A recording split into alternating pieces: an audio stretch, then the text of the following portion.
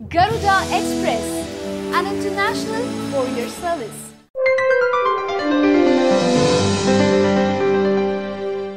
Telugu Desam parliament సభ్యుడు జేసీ దివాకర్ రెడ్డి వ్యాఖ్యలు ఎప్పుడూ సంచలనంగానో ఆసక్తికరంగానో ఉంటాయి.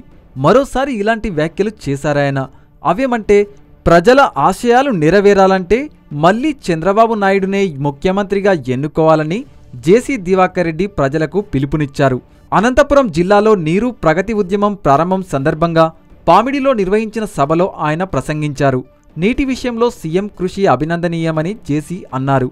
పోలవరంపై ప్రజలు కలలు కన్నారని, చంద్రబాబు నాయుడు కష్టపడి పోలవరాన్ని సాధించారన్నారు. వైఎస్ఆర్ కాంగ్రెస్ పార్టీ అధినేత జగన్మోహన్ రెడ్డి ఏమీ చేయలేడని ఆయనపై విమర్శించారు. మంత్రి పదవి కోసం తాను పార్టీలో చేరలేదని జేసీ దివాకర్ రెడ్డి స్పష్టం చేశారు. ఈ రాష్ట్రంలో దేశంలో ప్రతి ఒక్కరికి కులాభిమానం ఉంటుందని, లేదని ఎవరైనా చెబితే వారు అబద్ధం చెప్పినట్టేనని, తనకు కులాభిమానం ఉందని అన్నారు. ఇక కాంగ్రెస్ పార్టీ గురించి మాట్లాడుతూ కాంగ్రెస్ పార్టీ కుళ్ళిపోయింది, ఆ వాసన భరించలేకే విధిలేని పరిస్థితుల్లో నేను తెలుగుదేశం పార్టీలో చేరాను అని జేసీ సంచలన వ్యాఖ్యలు చేశారు.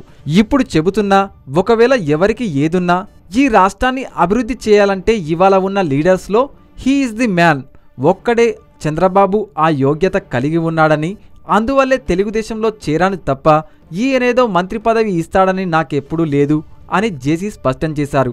ఎక్కడి నుంచి డబ్బులు తెస్తున్నారో తెలియదు గాని రాష్ట్రానికి చంద్రబాబు మంచి చేస్తున్నారని కితాబిచ్చారు. నీళ్ల విషయం అడిగితే ఎస్ అంటారని చెప్పారు.